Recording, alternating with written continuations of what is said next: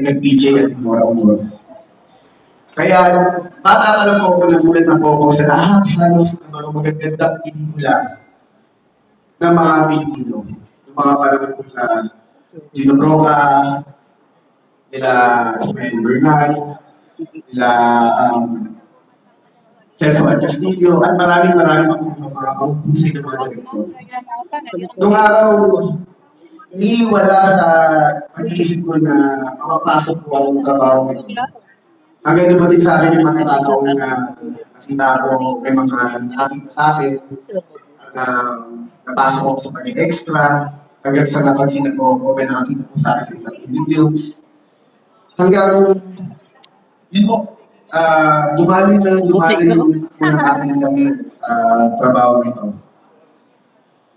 Kaya ako po pinag dito dahil hindi ko po lubos maisip na darating ako sa pagkakataon nito na magiging ng barangan sa napakabata kong edad na iconic movie actor. Kasi para sa akin po nung araw, nung nagsisimula ako, hindi ko sinaisip na magiging artista ko, tingin ko lang dati ang tingin ko lang sa pagkakakitaan ko, mas nakikita ako, ginagawa ko lang ko dahil gusto ko magtrabaho, gusto ko magbuhay pamilya ko, gusto ko pero hindi na maganda sila.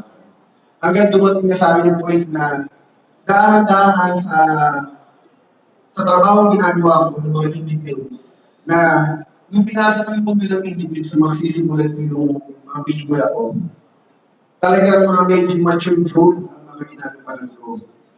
Kadalasan ang mga ginagawa ko, mga game iba-iba. Kasi ang tingin ko sa ginagawa ko doon, hindi na bakit.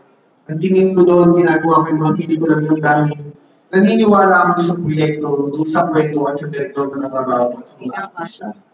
Hanggang tingin ko po yung paglalagay ng ibang bansa para po ilawan ang mga pelikula natin. Hanggang dumating po yung pagkakataon na kasi na ako ng television. Kunti lang, mga sides lang. Ganun na rin po ang GNT at the channel 5.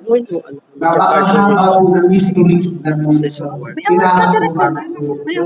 bago po ako last time kasi hindi ko nakapag-usap siya ng ayos. Lahat po ng mga tao More di ka pa rin ko. Kasi every year, sa month ang best.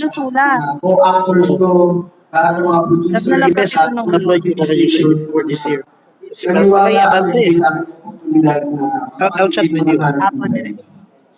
Ito pong propelyo ko na alay ko puso sa aking lola at sa aking buong pamilya.